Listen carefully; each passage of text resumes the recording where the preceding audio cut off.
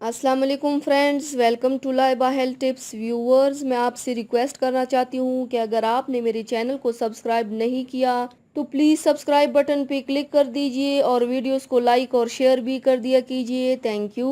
तो व्यूअर्स, औलाद नरीना का हुसूल हर नए शादीशुदा जोड़ी की दिली ख्वाहिश होती है। ये एक फितरी अमर है। याद रखिए, बच्चे के हुसूल का फैसला करना बहुत ज़्यादा जिम्मेदारी का हामिल होता है।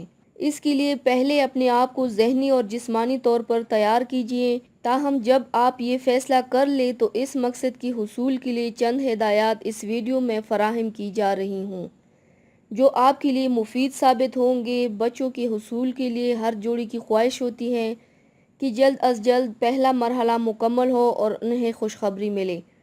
आम तौर पर इस मकसद के लिए ज़्यादा से ज़्यादा मिलाप यानी हम बिस्तरी की जाती हैं, लेकिन अक्सर बदकिस्मती से हमारी कम इल्मी की बदौलत इसका नतीजा हमेशा मुस्बत नहीं होता। यहाँ बिला तफरीक रहनुमाई के लिए वो नॉलेज शेयर किया जाएगा और इन उसूलों के मुतालिक आगाह किया जाएगा जिनकी मदद से आप जल्द अज जल्द अपने मकसद की तरफ बढ़ सकें। हामला होने के लिए ज़्यादा से ज़्यादा मुबासरत ही ज़रूरी नहीं होती, बल्कि सही वक्त पर मिलना सबसे अहम और ज़रूरी बात होती है, क्योंकि हमारे यहाँ ज़्यादातर लोगों की अक्सरियत को इस बात का इल्म नहीं होता कि हमल के लिए मिलने का सही वक्त कब होता है। यहाँ इस बारे में खसूसी आगाही फराहम की गई है। अगर खातून की उम्र 20 से 25 साल के दरमियान है और वो सेहतमंद है तो 90% उम्मीद है कि अगर सही वक्त पर मिलन हो जाए तो आप अपने मकसद में कामयाब होंगे। सही वक्त क्या है? इस बारे में माहिरीन तिब और डॉक्टर हजरात बताते हैं कि मादा तौलीद यानी मनी एक ऐसा मादा है जो औरत के अज़ाए मखसूसा में पहुंचकर औरत के हामला होने का सबब बनता है। मादा तौलीद बवक्त अंजाल मर्द के अज़ुई ख़ास से 2 सीसी से 6 सीसी तक अखराज पाता है। मादा तौलीद में सबसे अहम जुज़ मनी है, जिसके बगैर नस्ल आदम की बका मुमकिन नहीं। मर्द के स्पर्म बच्चेदानी में जाने के 7 रोज़ बाद तक जिंदा रहते हैं। हर माह में आपके पास ज़्यादा से ज़्यादा 6 दिन होते हैं। इन 6 दिनों में अगर स्पर्म मतलूबा मुकाम पर मौजूद हो तो हमल करार पा जाएगा। वो 6 दिन कौन से हैं, ये जानना कोई मुश्किल काम नहीं है, बस थोड़ी तवज्जो की ज़रूरत है। ओवुलेशन से 5 दिन पहले और 1 दिन ओवुलेशन का, इस तरह कुल 6 दिन हुए।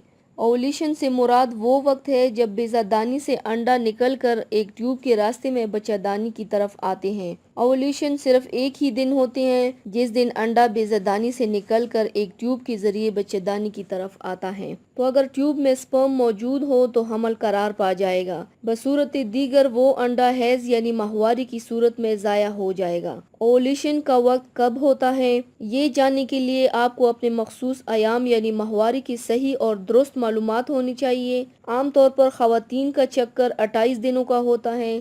अगर ऐसा नहीं है तो सबसे पहले अपना साइकिल माहाना चक्कर मालूम कीजिए। साइकिल उस दिन से शुरू होगा जिस दिन आपको हैज शुरू हो और अगले हैज के पहले दिन से एक दिन कबल।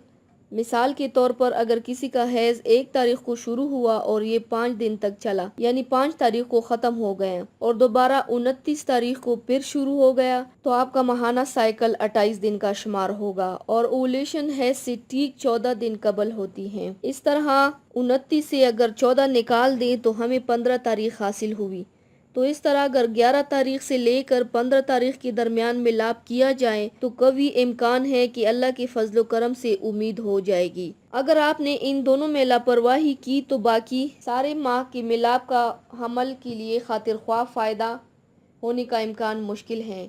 सबसे बेहतर होगा 12 और 15 तारीख के दरमियान का, या वो तारीखें जो आपके हैज के दिनों का हिसाब बनता है। तो व्यूवर्स, ये थी मेरी आज की वीडियो। उम्मीद करती हूँ आप सबको पसंद आई होगी। मेरे वीडियो को लाइक और शेयर ज़रूर कीजिएगा, मुझे फीडबैक ज़रूर दीजिएगा। मेरे चैनल को सब्सक्राइब करना मत भूलिएगा। अपना बहुत ज़्यादा ख्याल रखिएगा, मुझे दुआओं में याद रखिएगा। कल मिलते हैं एक नई वीडियो के साथ। अल्लाह हाफिज़।